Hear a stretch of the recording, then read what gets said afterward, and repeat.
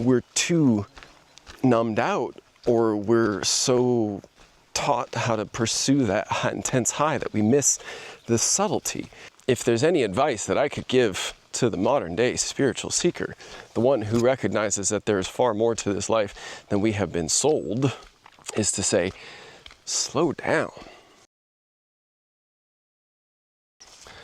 Well, this is an unexpected little gift. I came to the Pozas de San Martín, small little bathing pools, and I don't know why, I was just compelled when I arrived to hike and to keep hiking and yeah, here I am. Came to Morcat, this little abandoned village, the Church of St. Mary. A beautiful experience of walking inside. I was actually getting a little little spins, some of the spins going on, because it's midday, a little bit, well, it's a bit past midday, and it's quite warm hiking up, straight up the hill.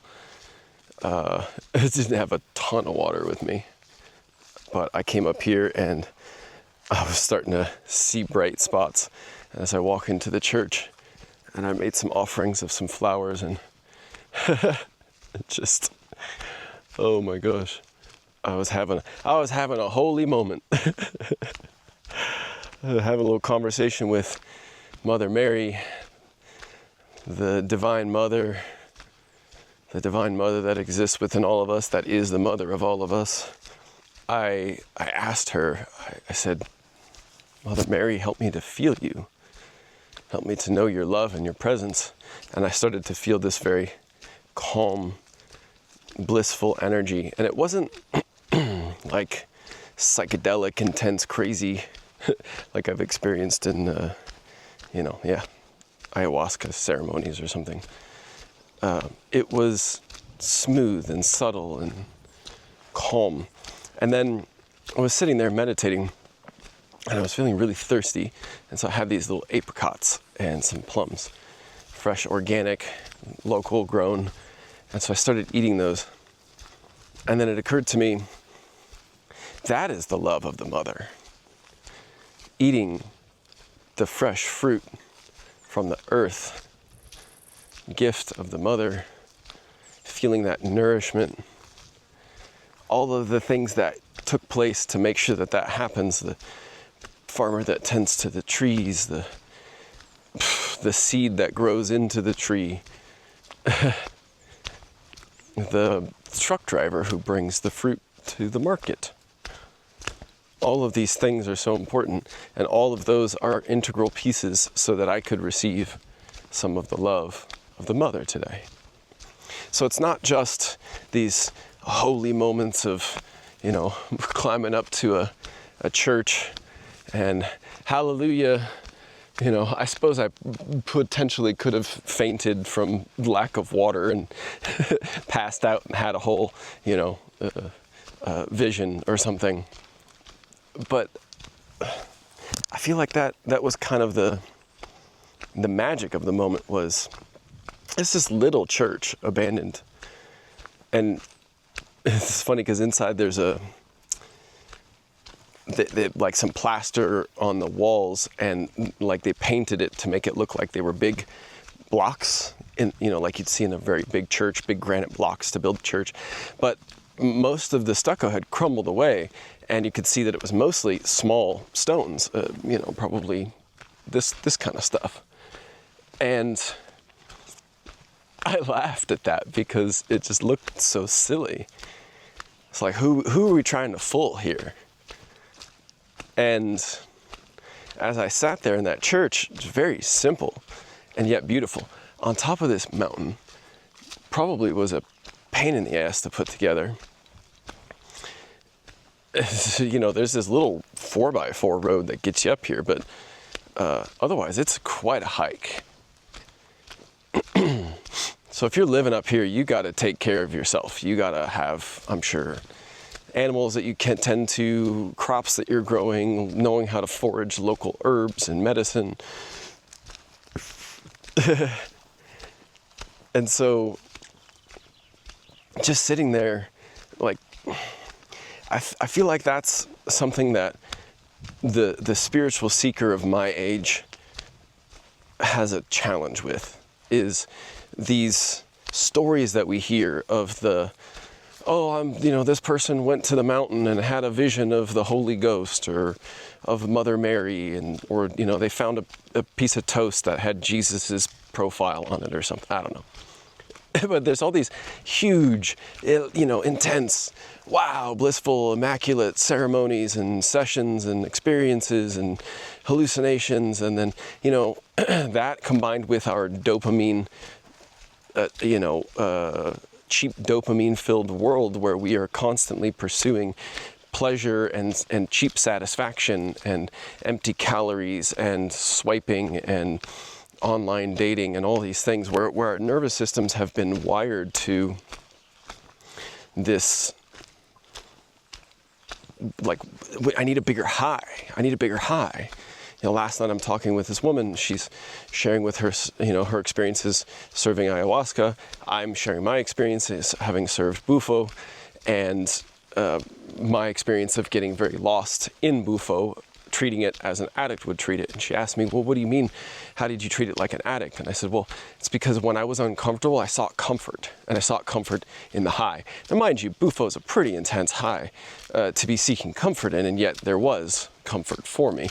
But that's what the spiritual seeker of my age has to deal with, is that, there was so much subtle beauty in that experience. Now, eating some apricots and some plums, sitting in a church of St. Mary, and just feeling this gentle understanding that the love of the mother, the love of the sacred mother, the divine feminine, comes in forms that we can experience every single day, but we might not see them or notice them because we're too numbed out, or we're so taught how to pursue that intense high that we miss the subtlety, right? I walked up this intense hike and it was beautiful.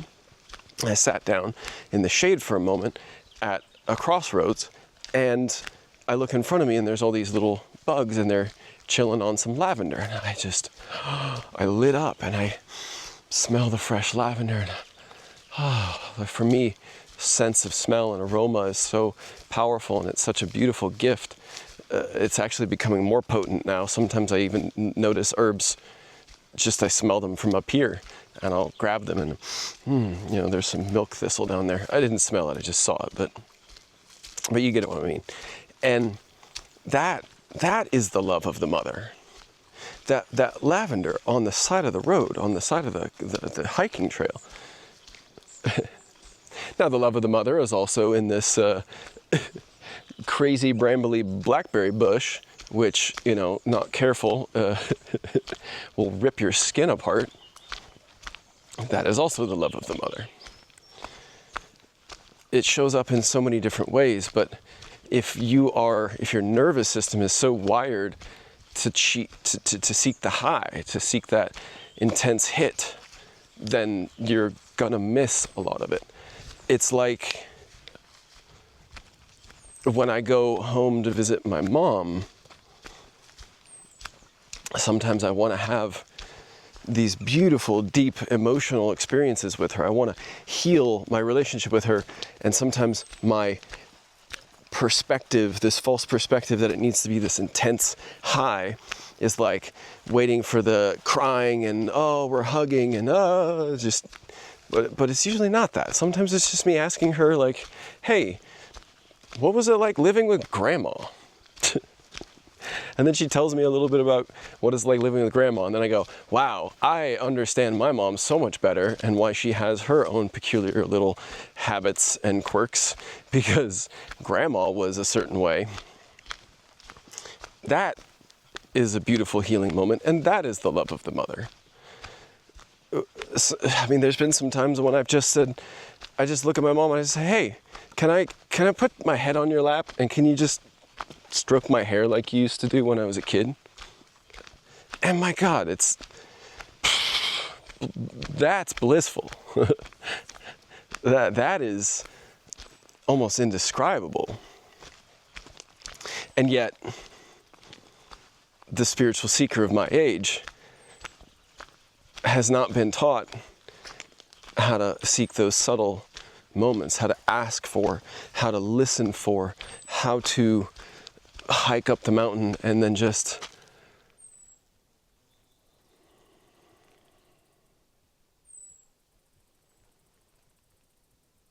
that bird song is the love of the mother.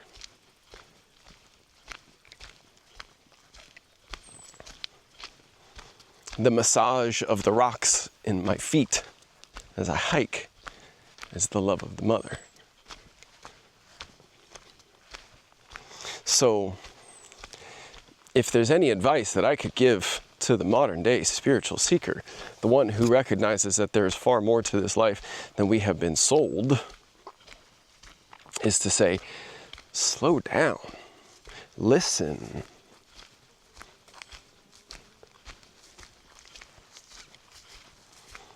Because when I worked in the business of selling wine or teaching wine,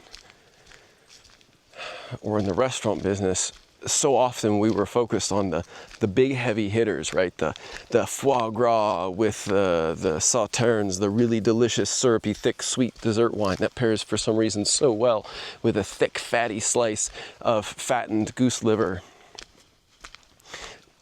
But that's also just like, it's kind of easy, right? It's expensive. And there's a lot that goes into it, but like ultimately I'm just cutting that, putting on a plate, pouring a little bit of wine, and then bam. Hard to miss on that one. Maybe it's not for everybody, but it's, I mean, I would never eat it now, but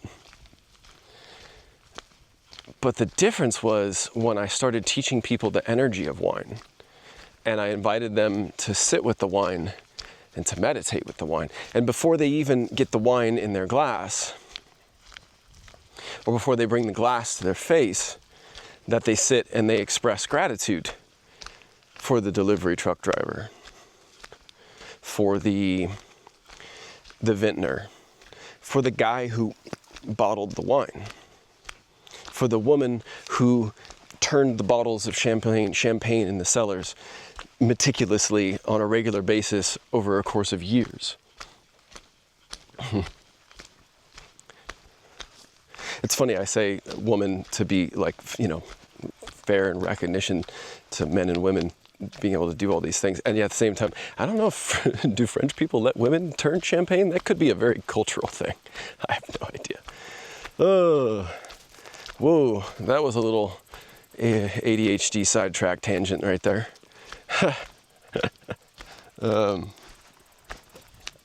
Anyways, the magic that I was teaching these people was how to slow down and get into the slow, small, the microscopic, the even like subatomic, energetic of a wine experience.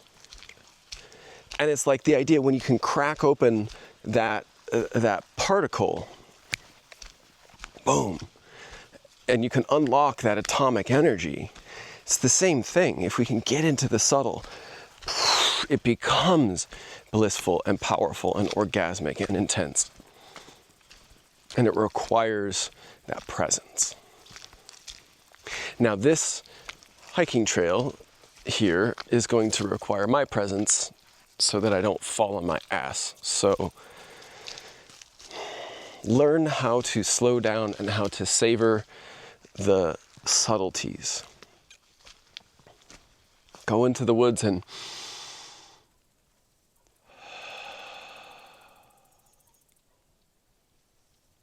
yeah, that. Until next time.